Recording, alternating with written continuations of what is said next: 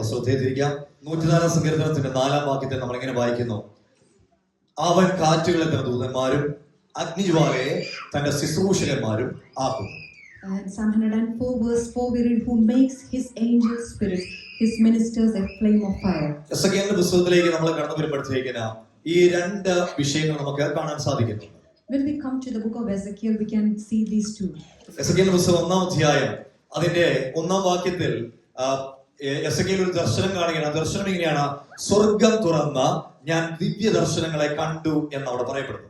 In Ezekiel chapter 1 verse 1 we can see that Ezekiel has seen a vision and says that the heavens were open and I saw visions of God. തുറക്കപ്പെട്ട സ്വർഗ്ഗത്തെ ആ ഭക്തൻ കാണുകയാണ്. And this man of God has seen the heaven which was open. Amen. തുറക്കപ്പെട്ട സ്വർഗ്ഗം, the heaven which is open. ഒന്നാമത്തെ വിഷയം, Ezekiel ഏത് സമയത്താണ് ഇത് കാണുന്നത്?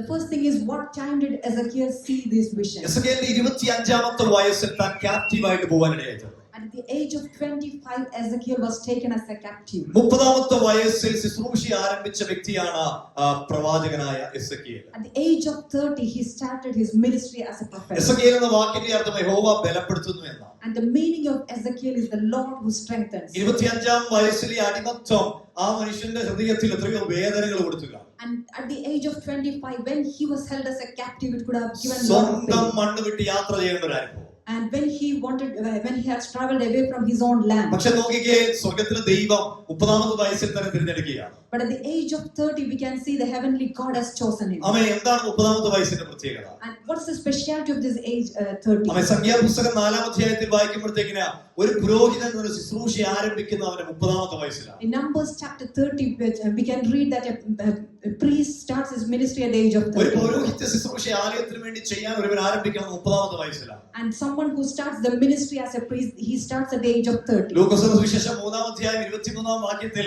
നാം ഇങ്ങനെ വായിക്കുന്നു: യേശു താൻ ശുശ്രൂഷ ആരംഭിക്കുമ്പോൾ യേശുവിന് 30 വയസ്സായിരുന്നു. In Gospel of Luke we can see when Jesus started the ministry he was at the age of 30. എന്തുകൊണ്ടാണ് 30 വയസ്സ് വരെ യേശു കാത്തിരുന്നത്? And why did Jesus wait until the age of 30? പ്രമാണം കൊടുത്ത കർത്താവ് പ്രമാണം പാലിച്ച് നമ്മളെ കാണിക്കുകയാണ്. Because Jesus who has given us the law, he has shown to fulfill that. അപ്പോൾ ഒരു പുരോഹിത കുടുംബത്തിൽ ജനിച്ചവനായിരുന്നു Ezekiel. And Ezekiel was born in a family of a priest. പുരോഹിത കുടുംബത്തിൽ ജനിച്ച എസെക്കിയേലിനെ ആമേൻ ദൈവം തിരഞ്ഞെടുക്കുകയാണ്. Ezekiel was born in a family of priesthood. God has chosen him. നമ്മളെ സംബന്ധിച്ചിടത്തോളം ഇന്നത്തെ കാലഘട്ടത്തിൽ ഒരു പ്രവചനദൂതെന്നോ ഒരു പ്രവാചകനോ ഒക്കെ പറയുന്നത് വലിയ വിലയുള്ള കാര്യമാണ്. And today when we say a prophecy or a prophet, it is very valuable. ആമേൻ. ഇന്ന് അറിയപ്പെടുന്ന പ്രവാചകന്മാർക്ക് ഒത്തിരിയേറെ യാത്രകളുണ്ട്.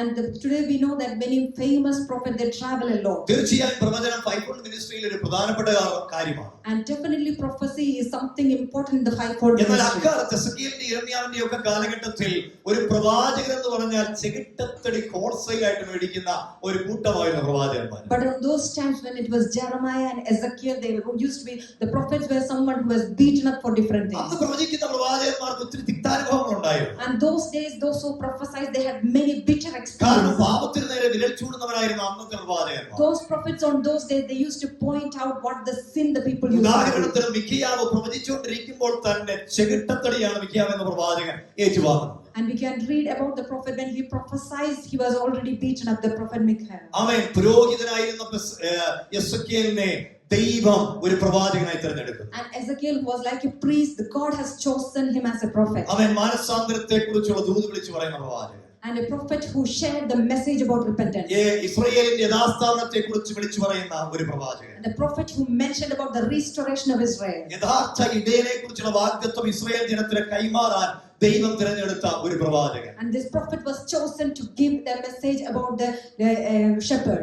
പുതിയ ആലയത്തെയും ആരാധനയുടെ യഥാസ്ഥാപനത്തെക്കുറിച്ച് വിളിച്ചു പറയാൻ ദൈവം നിയോഗം കൊടുത്ത ഒരു പ്രവാചകൻ. The prophet who was appointed by God to speak about the new temple and the restoration. പുരോഹിതനായിരുന്ന എസെക്കിയേൽ, പുരോഹിത കുടുംബത്തിലായിരുന്ന എസെക്കിയേലിനെ ദൈവം പ്രവാചകനായി വേർതിരിക്കുമ്പോൾ Ezekiel was born in a priest family, but he was separated to be a prophet. ചിലരെ ദൈവം അങ്ങനെ വേർതിരിച്ചിട്ടുണ്ട്, പുരോഹിത കുടുംബത്തിൽ നിന്ന് അവൻ പ്രവാചകനായിട്ട്. And from some people, the Lord has chosen and separated them from a priest family to make them as a prophet. ഉദാഹരണത്തിന് യിരെമ്യാവ് 25 വർഷങ്ങളുടെ ക്യാപ്റ്റിവിറ്റിയിൽ കിടന്ന ഒരു പുരോഹിത വിളിയുള്ളവനെ ദൈവം ഒരു പ്രവാചകനായി മാറ്റുകയാണ്. അദ്ദേഹത്തിന്റെ പേരാണ് Ezekiel. And 25 years he's been like a priest. From there the Lord has called him to be a prophet, and that is prophet Ezekiel. ആമേൻ. 33ാമത്തെ വാക്യത്തിൽ നമ്മൾ അങ്ങനെ വായിക്കുന്ന എസെക്കിയേൽ പുരോഹിതന് യഹോവയുടെ അരുളപ്പാടുണ്ടായി. And in verse 3 we can read that the word of the Lord came to Ezekiel. യഹോവയുടെ കൈ എസെക്കിയേലിന്റെ മേൽ വരികയാണ്. The Lord's hand was upon him. ആമേൻ.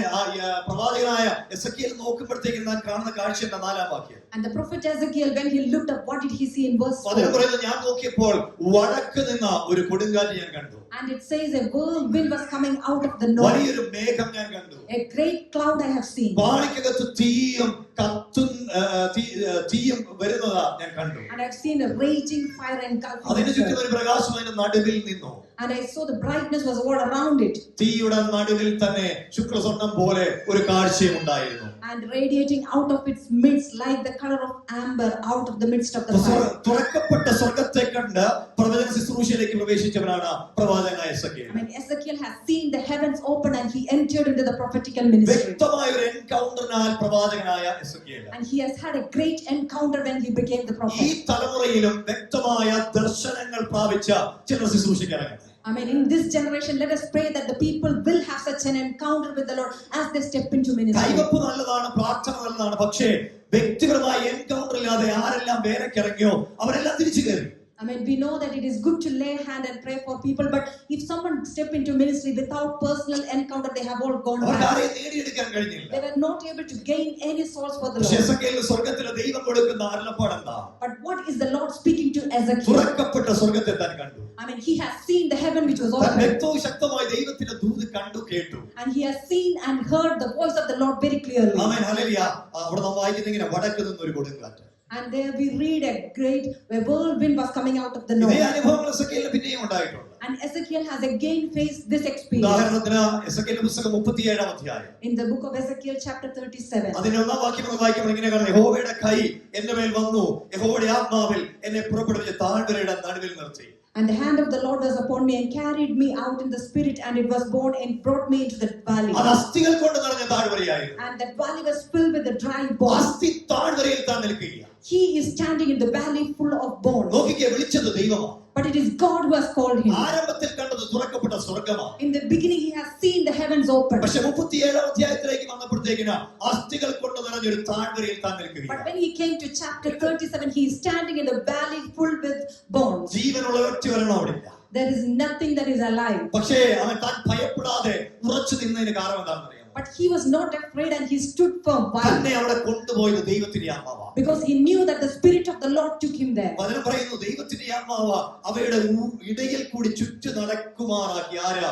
എസെക്കിയേലിനെ ചുറ്റി നടക്കുമാറാക്കി. And the word of God says that the Spirit of God made me to pass by them all around. നമ്മളിത് വായിക്കുമ്പോഴത്തേക്കിനും നമുക്ക് നിസ്സാരമായിട്ട് തോന്നാം. And maybe when we read that, we can read it very in a simple way. ഞാൻ രക്ഷിക്കപ്പെടുന്നതിന് മുമ്പ് ശവക്കൊട്ടയുടെ സൈഡിലൂടെ പോയപ്പോൾ cinema പാട്ട് പാടി ഇത്ര പ്രാവശ്യം ഓടിക്കണം. And before I got saved, I was scared to walk by the cemetery. നമ്മൾ അറിയാതെ പേടിച്ചാൽ പാടിപ്പോകും. And sometimes when in fear, we will sing songs. കാരണം പരിശുദ്ധാത്മാവ് തന്റെ കൂടെ ഉണ്ടെന്ന് എനിക്കൊരു ബോധ്യമുണ്ട്. And Ezekiel knew that the Spirit of God is with him. ആമേൻ. ദൈവത്തിന്റെ ആത്മാവ് തന്നെ അസ്ഥികളുടെ ഇടയിലൂടെ ചുറ്റി നടക്കുമാറാക്കി. And the Spirit of God has led him to walk through in between these. താഴ്വരയുടെ പരപ്പിൽ അത് ഏറ്റവും അധികമായിരുന്നു. And in the valley there were many in the open valley. ഏറ്റവും അത് ഉണങ്ങിയിരുന്നു. And indeed they were very dry. അപ്പോൾ നോക്കിയേ, അവിടെ സംസാരിക്കാൻ തന്റെ കൂടെ ആരുമില്ല.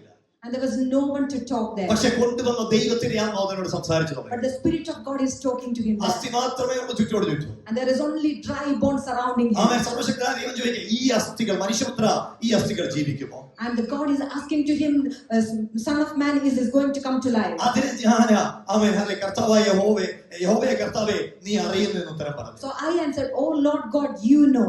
അവൻ എന്നോട് കൽപ്പിക്കുകയാണ്. And he was commanding. ദൈവം തന്നോട് കൽപ്പിക്കുക. And God is commanding to him. നീ ഈ അസ്ഥികളെ കുറിച്ച് പ്രവചിക്കണം. You have to prophesy to these bones. എന്താ പ്രവചിക്കേണ്ടത്? What shall you say? അവരെ പേര് ചൊല്ലി വിളിക്കണം. You have to call them by name. ഉണങ്ങിയ അസ്ഥികളെ. Oh dry bones. അത് ഉണങ്ങിയതാ, ഉണങ്ങിയ അസ്ഥികളെ. And that bones are dry. യഹോവയുടെ വചനം കേൾക്കുവേ. Hear the word of God. ആമേൻ. യഹോവയായ കർത്താവ് Thus says the Lord God. ഈ അസ്ഥികളോട് ഇപ്രകാരം അരുളി ചെയ്യുന്നു. He says to these bones. നിങ്ങൾ ജീവിക്കേണ്ടതിന് Surely you shall come to life. ഞാൻ നിങ്ങളിൽ ശ്വാസം വരുത്തും. I will cause breath to enter into you. ഞാൻ നിങ്ങളുടെ മേൽ ഞരമ്പ് വെക്കും. I will put sinews on you. മാംസം പിടിപ്പിച്ച് നിങ്ങളെ ത്വക്കുകൊണ്ട് പൊതിയും. And bring flesh upon you and cover you with നിങ്ങൾ skin. ജീവിക്കണമെന്ന് നിങ്ങളിൽ ഞാൻ ശ്വാസം വരുത്തും. And I will put breath in you. പ്രിയപ്പെട്ടവരെ, എവിടെ നോക്കിയേ, പ്രവാചകൻ ദൈവത്തിന്റെ സ്വരം കേൾക്കുകയാണ്. This prophet is hearing the voice of the Lord. പ്രവാചകൻ സ്വന്തം ശൈലിയിൽ പ്രവചിക്കുകയല്ല. He is not prophesying according to his own way. ഒന്ന് ചത്തു കിടക്കുന്നതിനെ ആ അസ്ഥിക്കൂടത്തെ നോക്കി വിളിക്കുക, ഉണങ്ങിയ അസ്ഥികളെ. കാലപ്പഴക്കമുണ്ട്. I mean, looking into those dry bones, he's saying, "Oh, dry bones." കാലപ്പഴക്കമുള്ള അസ്ഥികളെ. And those dry bones which has been there for a long time. എന്റെ ദൈവം നിന്നോട് പ്രവചിക്കാൻ പറയുന്നു. And my God is saying to prophesy to you. നിനക്കൊരു പ്രത്യാശയുണ്ട്. You have a hope. ആമേൻ. ദൈവത്തിന്റെ സ്തോത്രം. താഴേക്ക് നാം വായിക്കുമ്പോൾ And as we read the following verse, അവൻ ഇങ്ങനെ പറയുക, യഹോവയായ ദൈവമേ, ഞാൻ യഹോവ എന്ന് നിങ്ങൾ അറിയും. I mean, then you shall know that I am the Lord. Amen. Hallelujah. അടുത്തത്, എന്നോട് കൽപ്പിച്ചതുപോലെ ഞാൻ പ്രവചിച്ചു. പ്രവാചകൻ പറയുക, പ്രവാചകനോട് കൽപ്പിച്ചതുപോലെ പ്രവാചകൻ കൽപ്പിച്ചു. And the prophet says that he prophesied as he was commanded. ദൈവം പറഞ്ഞതുപോലെ പ്രവചിച്ചുകൊണ്ടിരിക്കുമ്പോൾ And as he prophesied according to what the Lord has commanded. ഒരു വലിയ മുഴക്കം കേട്ടു. And the first thing, there was a loud noise. ഒരു മുഴക്കം. There was a big noise. പ്രിയപ്പെട്ടവരെ, ഉൽപ്പത്തിയുടെ പുസ്തകത്തിൽ അവൻ ഒരു മുഴക്കം സംഭവിച്ചു. 1-ാം അധ്യായത്തിൽ. And in Genesis chapter 1 we can see a loud noise that happened. സൃഷ്ടിപ്പിന്റെ ഒരു മുഴക്കം. And that was the creation that happened. ചരിത്രം, അതിനെ ഈ സയന്റിസ്റ്റ് വേറെ പേരില്ല വിളിക്കുന്നത്. And the scientists call that in a different name. പക്ഷെ നമുക്കറിയാം മുഴക്കം എന്താണ്. But we know what was that noise. ദൈവത്തിന്റെ ശബ്ദം, അതിന്റെ മുഴക്കം. I mean, that was the voice of the Lord, and that is that sound. ഒന്നുമില്ലാത്തതിൽ നിന്ന് ക്രിയേറ്റ് ചെയ്യാൻ ഈ മുഴക്കത്തിന് കഴിയും. I mean, from nothing God was able to create with that voice. പ്രിയപ്പെട്ടവരെ, hallelujah. ഈ അസ്ഥിത്താഴ്വരയിൽ യഹോവയുടെ മുഴക്കം വെളിപ്പെടുകയാണ്. I mean, in the valley of the dry bones, the voice of the Lord appeared. കഴിഞ്ഞ ആഴ്ചകളിൽ അവൻ ഒരു റോങ് റിപ്പോർട്ടുമായിട്ട് ഒരാൾ ഇതിനകത്തുണ്ടായിരുന്നു. And in the last week, there was someone here with a wrong report in their hand. ദൈവത്തിന്റെ വചനത്തിന്റെ മുഴക്കം വെളിപ്പെട്ടപ്പോൾ But when the voice of the word of God came upon that, അവരൊരു അത്ഭുതം നടന്നു. and that happened, a miracle. ആ സാക്ഷിവാർത്ത പുസ്തകം നമുക്ക് കേൾക്കാൻ കഴിയും. I mean, we can hear the testimonies in the coming days. ഇന്ന് ഉണങ്ങിയിരിക്കുന്ന വല്ല ഇവിടെ ഉണ്ടോ? I mean, today, is there anything dry in your midst? ഏതെങ്കിലും ഡ്രൈ ബോൺസ് ഇവിടെ ഇരിപ്പുണ്ടോ? And if there is any dry bone in our midst, അവൻ നിങ്ങൾക്ക് വേണ്ടി സ്വർഗത്തിലെ ദൈവം അവന്റെ സ്വരം മുഴക്കിപ്പിക്കുക. എന്താ? തിരുവെഴുത്തുകളിലൂടെ. hallelujah, the voice of the Lord is coming to you through the word of God. നിൽക്കുന്നത് അസ്ഥിത്താഴ്വരയിലാണ്. And maybe you're standing in the valley of dry bones. ഒരാള് കമ്പാനിയായിട്ടില്ല, ഒരാളും സംസാരിക്കാനില്ല. I mean, you don't have a companion, there is no one to talk to. തന്നെ പോലെ ജീവനുള്ള ഒന്നാ അവിടെ ഇല്ല. And there is not even a single person who is alive there. പ്രത്യാശകളില്ലാത്തതിന്റെ മധ്യത്തിൽ നിൽക്കുകയാണ്. And there was no hope in the midst of that he is standing. പക്ഷേ പ്രവാചകന്റെ ഒരു ഒറ്റ ഉറപ്പുണ്ട്. But this prophet had a great confidence. എന്നെ ഇവിടെ കൊണ്ടുവന്ന എന്റെ ദൈവമാണ്. I mean, my God has brought me here. എന്റെ ദൈവത്തിന് ഉദ്ദേശമുണ്ട്. I mean, my God has a great purpose. ഞാൻ ഈ അവസ്ഥയിലൂടെ കടന്നു പോകുന്ന എന്റെ ദൈവം അറിഞ്ഞിട്ടാണ്. I mean, I'm going through this, but my God knows this. ഈ ഉണങ്ങിയ അവസ്ഥയെ ദൈവത്തിന് മാറ്റാൻ കഴിയും. I mean, this dry experience, my God is able to change. ഈ അവസ്ഥയെ ദൈവത്തിന് മാറ്റാൻ I കഴിയും. mean, my God is able to change this atmosphere. വചനം പറയുന്നു, പ്രവാചകൻ ആത്മനിറവിൽ വചനം വിളിച്ചു പറഞ്ഞുകൊണ്ടിരിക്കുമ്പോൾ. I mean, and the word of God says that the prophet was prophesying filled in spirit. വചനം പറയുന്ന ഒരു മുഴക്കം ഞാൻ കേട്ടു. And it says there was a loud noise. ഉടനെ ഒരു ഭൂകമ്പം ഉണ്ടായി. And everything was shaking. അസ്ഥിയോട് വന്നു ചേർന്നു. And the bones came together, bone to bone. പിന്നെ ഞാൻ നോക്കി. And indeed, as I looked, അവയുടെ മേൽ ഞരമ്പും മാംസവും വന്നതും അവയുടെ മേൽ ത്വക്ക് പൊതിഞ്ഞതും കണ്ടു. the sinews and the flesh came upon them, and the skin covered them over. ഇവിടെ ഒരു കാര്യം ശ്രദ്ധിക്കുക. And when we listen here, ആമേൻ, ഹല്ലേലൂയ. ജീവനുള്ളവരുടെ മധ്യത്തിൽ പല പ്രവാചകന്മാരും നിൽക്കുമ്പോൾ, and when the prophet is standing in the middle of those who are alive, ആത്മാവ് ഈ പ്രവാചകനെ കൈപിടിച്ച് അസ്ഥിത്താഴ്വരയിലേക്ക് കൊണ്ടുപോകുമ്പോൾ നോ പറയാതെ താൻ പോവുകയാണ്. and when the spirit of God has led this prophet into the valley of dry bones, he did not say no. അവിടേക്ക് ആത്മനിയോഗത്താൽ പോകാൻ താൻ തയ്യാറായിരുന്നു. And as the spirit guided him, and he was ready to go. മറ്റുള്ള പ്രവാചകന്മാർ കേൾക്കാത്തത് ഈ പ്രവാചകർ കേൾക്കുകയും മറ്റുള്ള പ്രവാചകന്മാർ കാണാത്തത് ഈ പ്രവാചകൻ കാണുകയും ചെയ്തു. Amen. Hallelujah. This prophet has seen what others have not seen, and the prophet has done what others have not done. ആരും കടന്നുപോകാത്ത മേഖലകളിലൂടെ പരിശുദ്ധാത്മാവ് നിങ്ങൾ ആരെങ്കിലും കൊണ്ടുപോകുന്നുണ്ടെങ്കിൽ, I mean, if the spirit of God is leading you in such a situation, circumstance that no one else has gone through. ആരും കാണാത്തത് നമ്മൾ കാണുമെങ്കിൽ, I mean, if we need to see what others have not seen, ആരും കേൾക്കാത്തത് കേൾക്കണമെങ്കിൽ, and if we have to hear what others have not heard, ആരും പോകാത്ത വഴിയിൽ നാം പോകണം. and if we have to go through the way that others have not gone through, ആരും പോകാത്തൊരു വഴിയിലൂടെയാണ് നീ സഞ്ചരിക്കുന്നതെങ്കിൽ, and if you are going through a way what others have not gone, പരിശുദ്ധാത്മാവ് അങ്ങനെ ഒരു തരത്തിലാണ് നിന്നെ കൊണ്ടുപോകുന്നതെങ്കിൽ, and if the spirit of God is leading you in such a way, എന്നാൽ അതിൽ ശ്വാസമില്ലായിരുന്നു. but there was no breath in them. അത്ഭുതം താൻ കേട്ടു, അത്ഭുതം താൻ കണ്ടു. Amen. He has seen and he has heard the miracle. ഈ സ്റ്റേജിൽ ഇരിക്കുന്ന ചിലരിനകത്തുണ്ട്. And there are some people who are in that stage. അവിടെ കൊണ്ട് നിർത്തരുത്. But don't stop there. ഇതിനപ്പുറം ദൈവത്തിന് പ്രവർത്തിക്കാനുണ്ട്. Amen. Our God is able to work beyond that. ഇതിൽ നീ സാറ്റിസ്ഫൈ ആകരുത്. Amen. Don't be just satisfied in this. ഇതിനപ്പുറം എന്തോ സംഭവിക്കാനുണ്ട്. Amen. There is something more to happen over this. മതി എന്ന് പറഞ്ഞ അസ്ഥിത്താഴത്തിൽ നിന്ന് പ്രവാചകൻ മടങ്ങിപ്പോവുകയല്ല, വെയിറ്റ് ചെയ്യുക. Amen. The prophet did not go away from the valley of dry bones saying this is ഇപ്പോൾ enough. അസ്ഥിത്താഴത്തിൽ തന്നെ പോലുള്ള കുറെ മനുഷ്യർ കിടക്കുന്നു. Amen. There are many people now they are lying down like him. അത് മതി എന്ന് പറഞ്ഞ് പ്രവാചകൻ മടങ്ങിപ്പോവുകയല്ല, അവിടെ വെയിറ്റ് ചെയ്യുക. And the prophet did not say this is enough and he did not go back but he waited. ദൈവം എന്തോ ഇനി ചെയ്യാൻ പോകുന്നതെന്ന് എനിക്ക് മനസ്സിലായി. He knew that God was going to do something more. അപ്പോൾ സ്വർഗ്ഗത്തിലെ ദൈവം തന്നോട് കൽപ്പിക്കുകയാണ്. And then we can see that the Lord has commanded പ്രവാചക കാറ്റിനോട് പ്രവചിക്കുക. prophecy to the breath. ആരോട്? കാറ്റിനോട് പ്രവചിക്കുക. Prophecy to the wind. എന്താ നാം സങ്കീർത്തന പുസ്തകം 104 വായിച്ചത്? And what did we read in Psalm 104? നമ്മുടെ ദൈവം അവൻ കാറ്റുകളെ തന്റെ ദൂതന്മാരാക്കും. Amen. He makes the angels as spirit. അഗ്നിജ്വാലയെ തന്റെ ശുശ്രൂഷകരാക്കും. And he makes the flames his ministers. ഉലകത്തിൽ ആർക്കെങ്കിലും അവന് ചെയ്യാൻ പറ്റുമോ? Is there anyone who can do that? ഇവിടെ പ്രവാചകനോട് പറയുക, കാറ്റിനോട് നീ പ്രവചിക്കുക. And here we can see that the Lord says prophecy to the നീ breath. കാറ്റിനോട് പറയുക. Tell to the wind. എന്തുവാ പറയാ? What shall you say? യഹോവയായ കർത്താവ് ഇപ്രകാരം ചെയ്യുന്നു. Thus says the Lord God. ശ്വാസമേ നീ മടങ്ങി, നീ 4 കാറ്റിൽ നിന്ന് വന്ന ഈ നിഹതന്മാർ ജീവിക്കേണ്ടതിന് അവരുടെ മേൽ ഊതുക. Come from the 4 winds of breath and breathe on these slain that they may live. ഇതിനെ മറ്റൊരർത്ഥത്തിൽ പറയാം, ഒരു കൊടിയ കാറ്റ് ഈ അസ്ഥികളുടെ മേൽ അടിക്കട്ടെ. I mean, in other words, we can say that such a mighty wind let it blow on these ഈ dead bodies. കാറ്റിനോട് പ്രവചിക്കാൻ പറയുമ്പോൾ എസെക്കിയേൽ പ്രവാചകൻ പകച്ചു നിൽക്കുന്നില്ല. എന്താ കാരണം? When Ezekiel was asked to prophesy to the breath, he was not standing still. എന്താ? എസെക്കിയേലിന്റെ പുസ്തകം 1-ാം 4-ാം വാക്യത്തിൽ പ്രവചനത്തിന്റെ ശുശ്രൂഷ കൈമാറുമ്പോൾ പ്രവാചകൻ എന്താ കണ്ടത്? വടക്ക് നിന്ന് ഒരു കൊടുങ്കാറ്റിനെ കണ്ടവനാ പ്രവാചകൻ. And in Ezekiel chapter 1 verse 4, when he received the ministry, we can see that he heard that wind from the north. 1-ാം അധ്യായത്തിൽ ആ വടക്കൻ കാറ്റിനെ ദൈവം കാണിച്ചെങ്കിൽ 37-ാം അധ്യായത്തിൽ ഒരു കാറ്റ് കൊണ്ടൊരു പ്രവൃത്തി ഈ പ്രവാചകനെ കൊണ്ട് ദൈവത്തിന് ചെയ്യിക്കാറുണ്ട്. I mean, in chapter 1 he has seen the wind from the north, and we can see that in chapter 37 God had to do something great through this prophet. 10-ാം വാക്യത്തിൽ നമ്മൾ ഇങ്ങനെയാ വായിക്കുന്നത്. And in the following verses we read this. അവൻ എന്നോട് ദൈവം എന്നോട് കൽപ്പിച്ചതുപോലെ ഞാൻ പ്രവചിച്ചു. So I prophesied as he commanded me. അവൻ ഞാൻ പ്രവചിച്ചപ്പോൾ And when I prophesied, ശ്വാസം അവരിൽ വന്നു. and the breath came upon me. അവൻ കൽപ്പിച്ചതുപോലെ, അവൻ ഹല്ലേലൂയ, ദൈവം കൽപ്പിച്ചതുപോലെ ഞാൻ പ്രവചിച്ചു. And I prophesied as the Lord commanded me. അവൻ ഞാൻ അങ്ങനെ പ്രവചിച്ചപ്പോൾ When I prophesied, അവർ ജീവിച്ചു.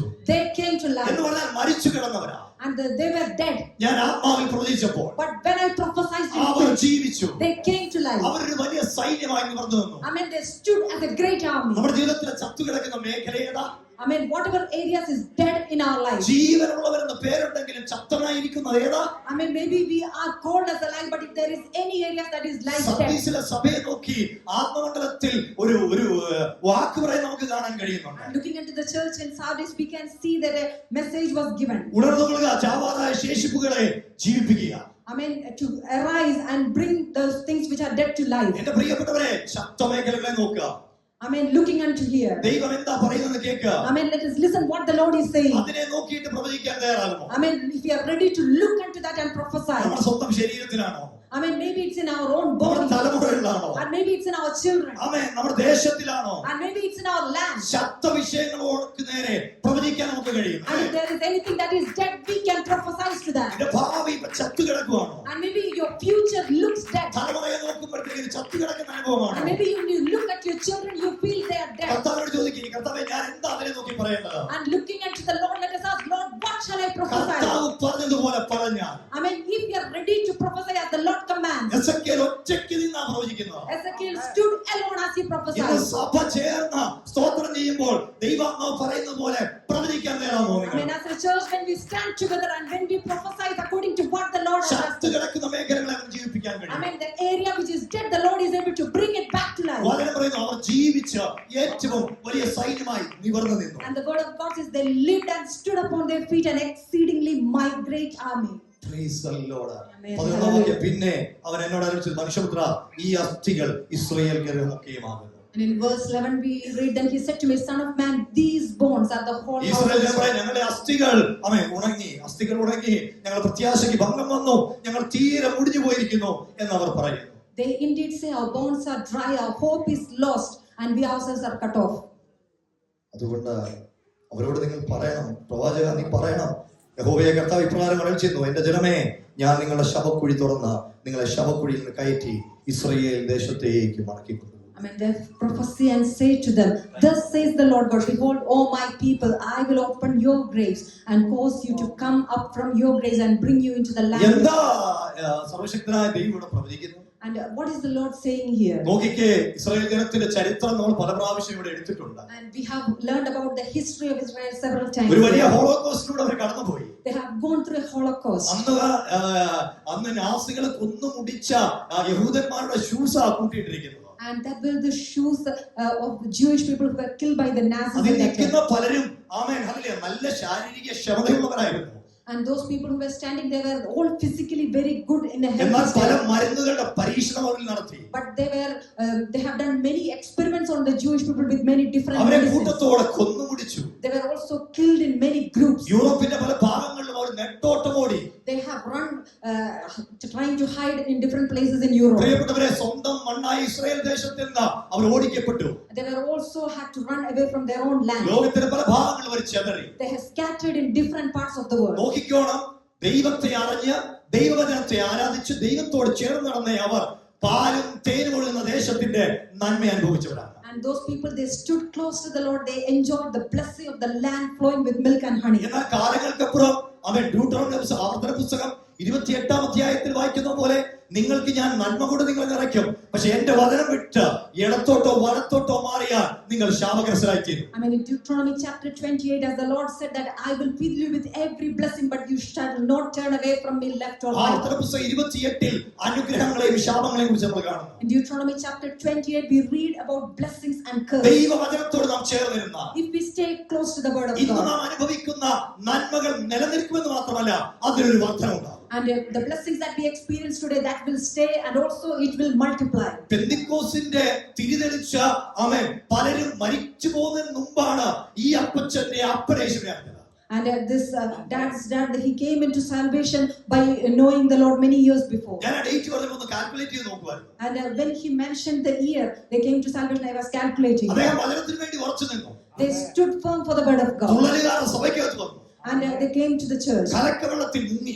And they were ready to get baptized. ആ സത്യം ഈ അപ്പച്ചന്റെ കയ്യിലോട്ട് കൈമാറി. And that father was ready to hand over this truth to his son. ആ അപ്പച്ചൻ തന്റെ തലമുറകളിലേക്ക് കൈമാറി. He handed over to his children of God. തലമുറ അനുഗ്രഹിക്കപ്പെടണമെങ്കിൽ, I mean, for our children to be blessed. ഒറ്റ കാര്യം, അവർക്ക് ഈ വചനം കൊടുക്കണം. And only one thing, that we should give this word of God to them. അവർ തലമുറയായി ദൈവമേ നീ എന്റെ സങ്കേതം എന്ന് പറയണമെങ്കിൽ ഈ വചനം അവർക്ക് കൊടുക്കണം. I mean, for them, generation to generation, to declare that the Lord is my refuge, for them to hand over this truth to their children. നമ്മുടെ തലമുറയ്ക്ക് ഈ വചനം കൊടുത്തു കഴിഞ്ഞിട്ട് അവർ തെറ്റിപ്പോയാൽ, And if we give this truth to our children, and if they still go away from വലയിട്ട് it, പിടിക്കണവനെ വലയിട്ടും കൊളുത്തിട്ട് പിടിക്കണവനെ കൊളുത്തിട്ടും ഈ വചനം പിടിച്ചിരിക്കും. I mean, this word of God will definitely capture them and bring them back to the Lord at the right time. മൊത്തത്തിൽ പറഞ്ഞാൽ നാം കൊടുക്കേണ്ടത് കർത്താവിന്റെ വചനമാണ്. I mean, in one word I can say, what we should give to our children is the word of God. Israel ദേശം പാലും തേനും ഒഴുകുന്ന ദേശമായിരുന്നു. I mean, the land of Israel was a land flowing with milk and Israel honey. ജനം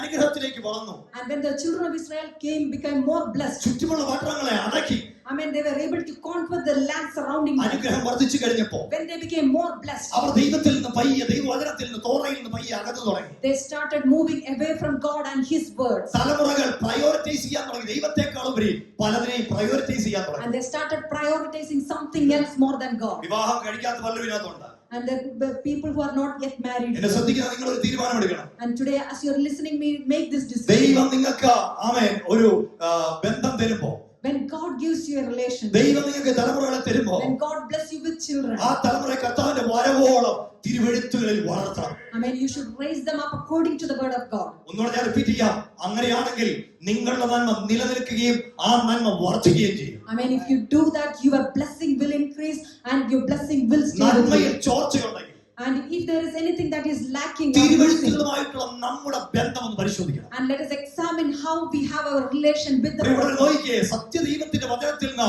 Israel ജനം അകന്നു പോയപ്പോ And when the people of Israel went away from the true word of God, ലോകത്തിന്റെ രക്ഷകനായി പിറന്ന യേശു ക്രിസ്തുവിനെ അവർ തള്ളിപ്പറഞ്ഞപ്പോ when they denied Christ who was born as the Savior of the whole അവന്റെ world, രക്ഷകൻ ഞങ്ങളുടെയും ഞങ്ങളുടെ തലമുറകളുടെയും മേൽ വീഴട്ടെ വരട്ടെ എന്ന് അവർ പ്രഖ്യാപിക്കുമ്പോ and when they declared saying, let his blood be upon us and our generation, അവരറിഞ്ഞില്ല AD 70 അവൻ അല്ലെ ടൈറ്റസിന്റെ ആർമി റോമൻ ആർമി ഇസ്രായേലിനെ മുടിച്ചു കളഞ്ഞു. and they didn't know that AD 70 the army of Titus destroyed the Israel. ലോകത്തിന്റെ പല ഭാഗങ്ങളിലേക്ക് അവർ ചെതറപ്പെട്ടു. They have to scatter to different parts of the അവരുടെ world. ഭവനങ്ങൾ നഷ്ടപ്പെട്ടു, They lost everything. സമ്പാദ്യങ്ങൾ നഷ്ടപ്പെട്ടു, They lost their money. അവരുടെ കുടുംബങ്ങൾ പിരിഞ്ഞുപോയി. Their families, they were broken and split. അനുഗ്രഹത്തിന്റെ കാലത്ത് ഈ തിരുവെഴുത്തിനോട് നാം അടുത്തിരിക്കണം.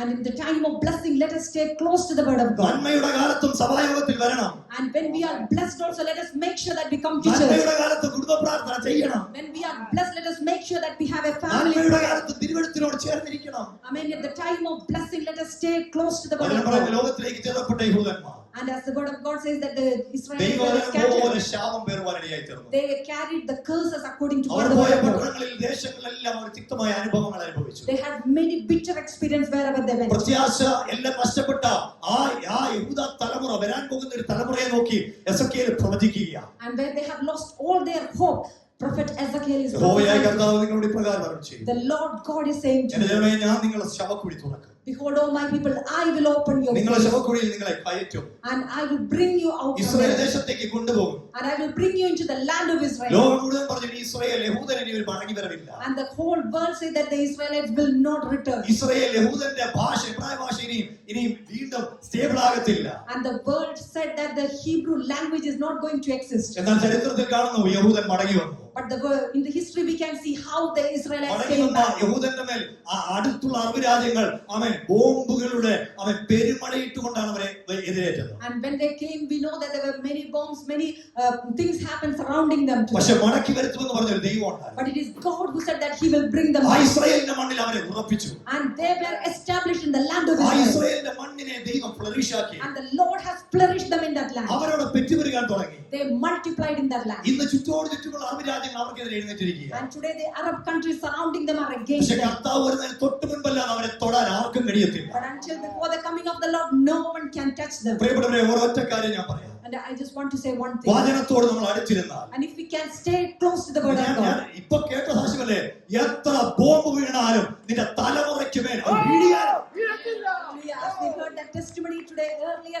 maybe the bomb or anything can be thrown, but that will not fall on your generation. എന്നെ ടൈമിംഗ് ആണ് കർത്താവിന്റെ timing. I mean, as we heard, how perfect is God's അപ്പുറം timing. ഇപ്പുറം നിൽക്കുന്നവൻ bomb വീഴുന്നതിന് തൊട്ട് മുമ്പ് പറയാ, അവർക്കറിയില്ല നീ അവിടെ വീണോളാം. And the people who were standing on the left and right, they didn't know that the bomb was coming. അടുത്ത But they നിമിഷം asked him. ബോംബ് പൊട്ടുകയാണ്. And we heard that the next minute the bomb was 42 ശവങ്ങളുടെ ഇടയിലൂടെ ജീവനോടെ വന്ന തലമുറയുടെ തലമുറയെ ഇനി ആർക്കറിയാം? അപ്പച്ചൻ അവരുടെ തലമുറയെ കാണുമോ? Hallelujah, the 42 people were dead there, but in the midst of that, he came out alive.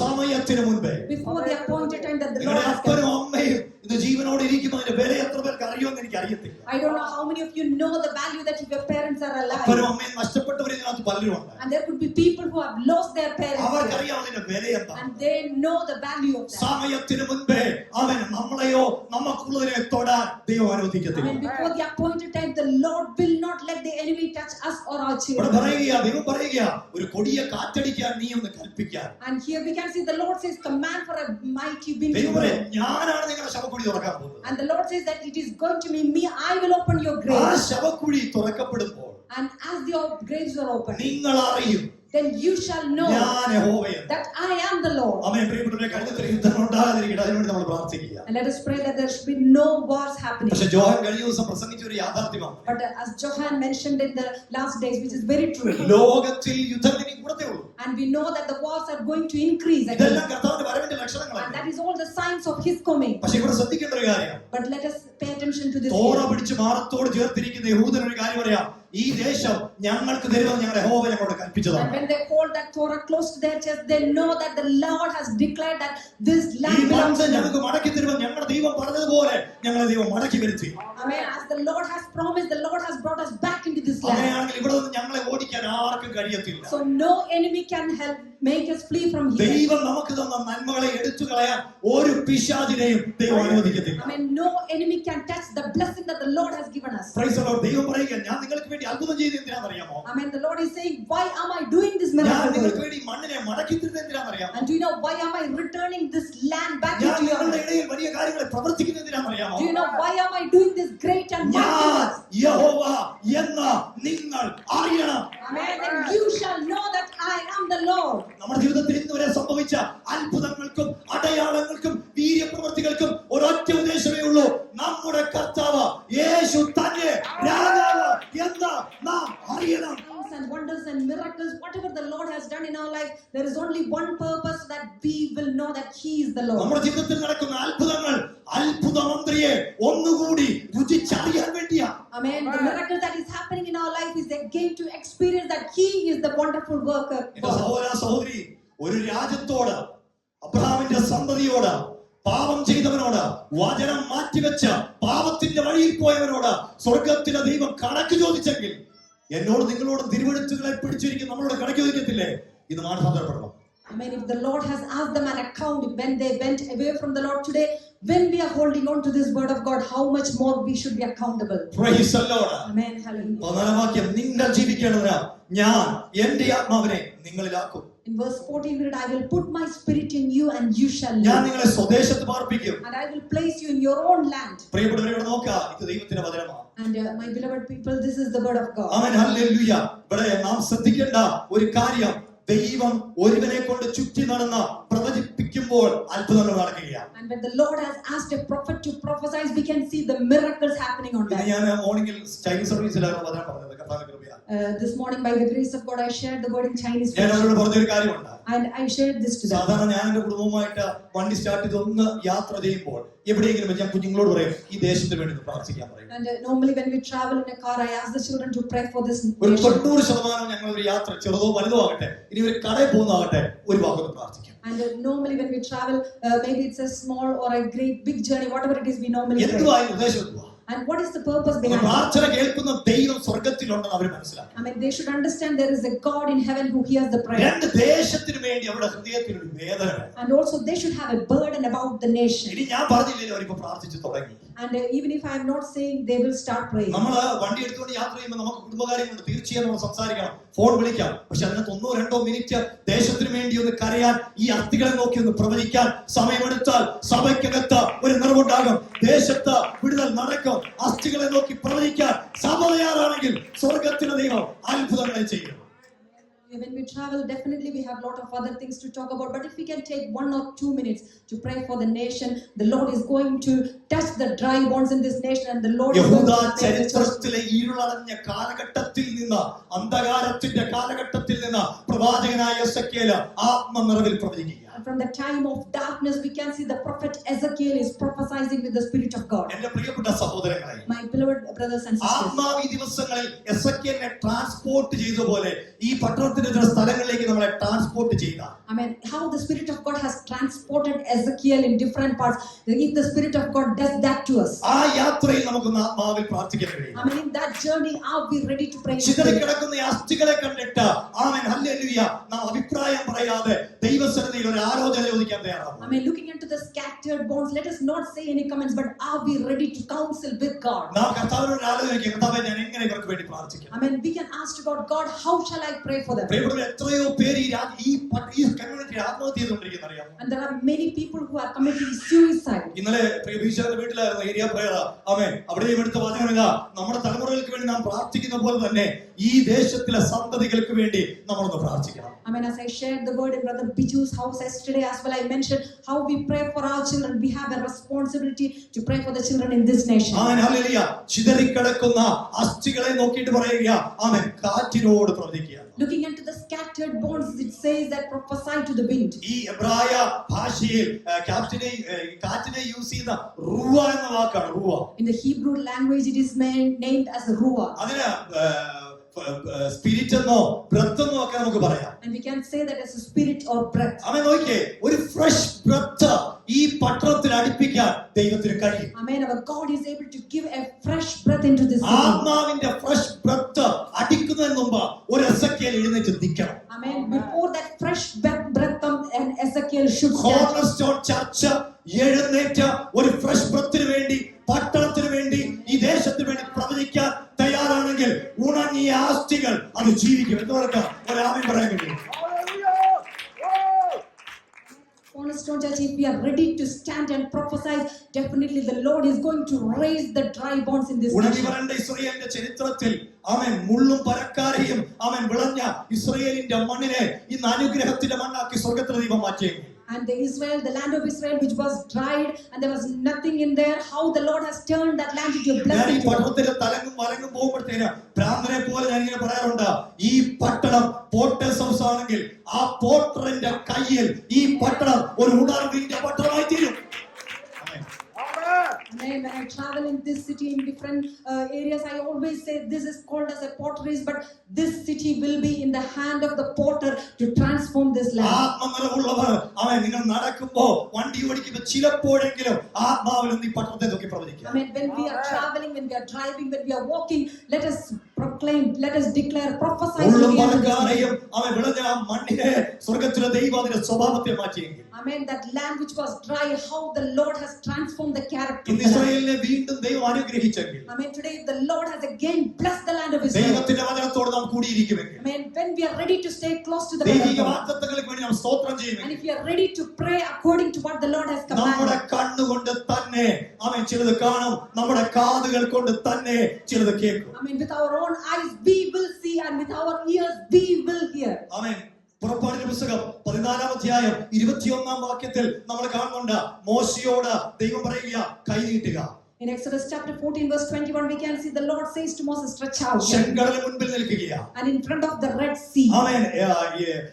ഈജിപ്ഷ്യന്റെ പട പുറകിൽ നിൽക്കുകയാ. And the army of Egypt was behind. മുന്നോട്ട് പോകാൻ വഴിയില്ല. There's no way to go ദൈവം ahead. പറയുന്നു, മോശയെ നീ ഒന്ന് എഴുന്നേറ്റ്, And the Lord says, Moses, you stand. നീ ഒന്ന് കൈ നീട്ടിക്കേ. And if you can stretch out your hand. മോശ കൈ നീട്ടുമ്പോ When Moses stretched out his hand, യഹോവ അന്ന് രാത്രി മുഴുവനും മഹാശക്തിയുള്ള ഒരു കിഴക്കൻ കാറ്റ് അടുപ്പിക്കുക. and the Lord caused a strong east wind to blow all that hand. കിഴക്കൻ കാറ്റ്.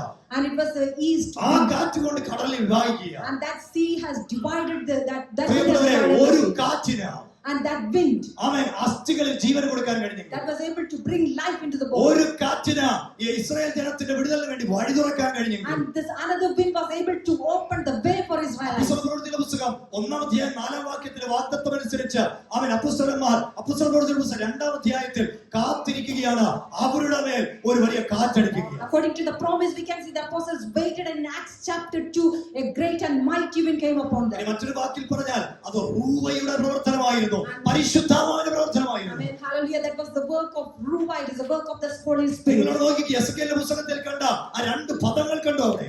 And what we have seen in the book of Ezekiel, that two words. ഒന്ന് കാറ്റ്, രണ്ട് മുഴക്കം. And the first one is a wind and the second is a noise. ആ മുഴക്കം സ്വർഗ്ഗത്തിലെ ദൈവത്തിന്റെ വചനമല്ലേ? And we heard about that noise before.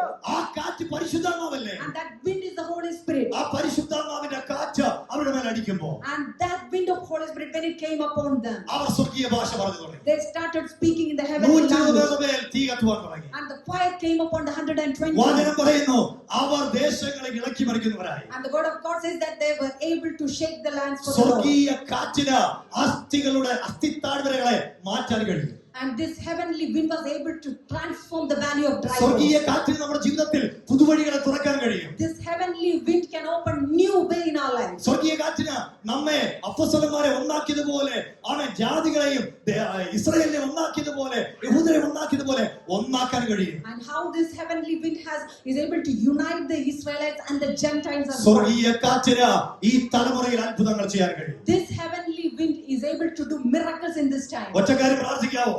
But let us pray for this ഒരു one. കൊടിയ കാറ്റ് നീ അടിക്കണം. Amen. We need a mighty ഈ wind. കൊടിയ കാറ്റ് നീ അടിക്കണം കർത്താവേ. Amen. Lord, we need that mighty wind. എന്തുകൊണ്ടാണ് നമുക്ക് പ്രാർത്ഥിക്കാൻ കഴിയാത്തത്? Amen. Why are we not able to pray? പെന്തിക്കോസിന്റെ ശക്തി മോഡേൺ വേൾഡിൽ ഒതുങ്ങി പോയിട്ടില്ല. Amen. The Pentecostal power is not quenched. വളരുന്ന സഭയുണ്ടെങ്കിൽ അതിനകത്ത് റൂവയുടെ പ്രവർത്തനമുണ്ട്.